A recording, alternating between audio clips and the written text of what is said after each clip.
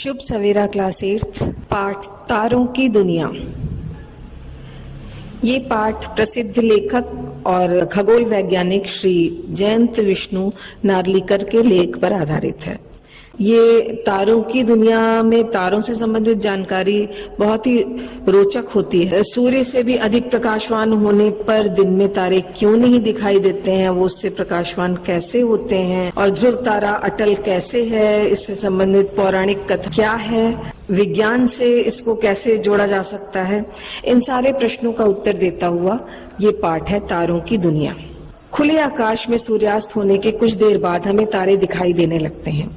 तारे कहाँ से आते हैं? तारे किसी एक जगह से नहीं आते हैं और न ही वे एकाएक आकाश में प्रकट होते हैं। वे अंतरिक्ष में मौजूद रहते हैं, पर सूर्य के प्रकाश के आगे उनका तेज फीका पड़ जाता है और वे दिन में दिखाई नहीं देते। इतना ही नहीं, चंद्रमा के धीमे प्रकाश में भी कई तारे लुप्त हो जाते हैं। तारे बहुत प्रकाशवान होते हैं। सूर्य भी एक तारा ही है। समझो बच्चों, सूर्य एक तारा है। केवल निकट होने के कारण वह बहुत तेजस्वी लगता है।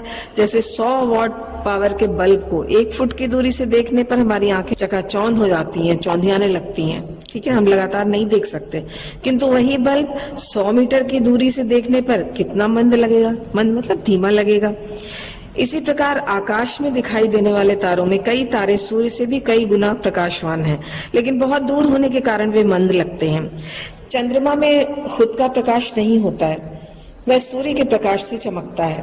प्राचीन काल से तारों का अध्ययन करने वाले खगोल शास्त्रियों ने कई महत्वपूर्ण बातें देखी।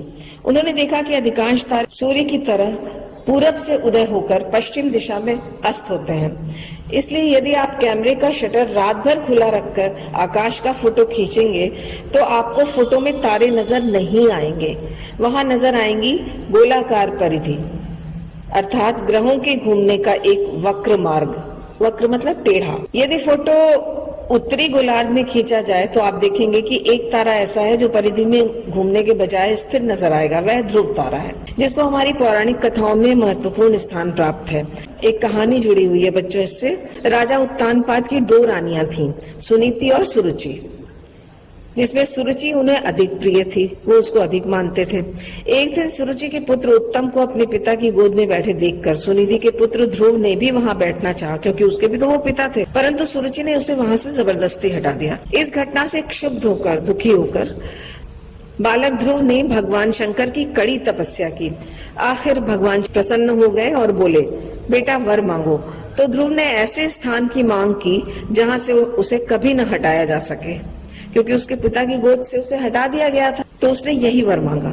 वही ध्रुव आकाश में आज भी अटल मालूम पड़ता है। किसी खास प्राकृतिक घटना को जिसका कारण विज्ञान द्वारा नहीं मिलता, ऐसी लोक कथाओं से गढ़ लिया जाता है।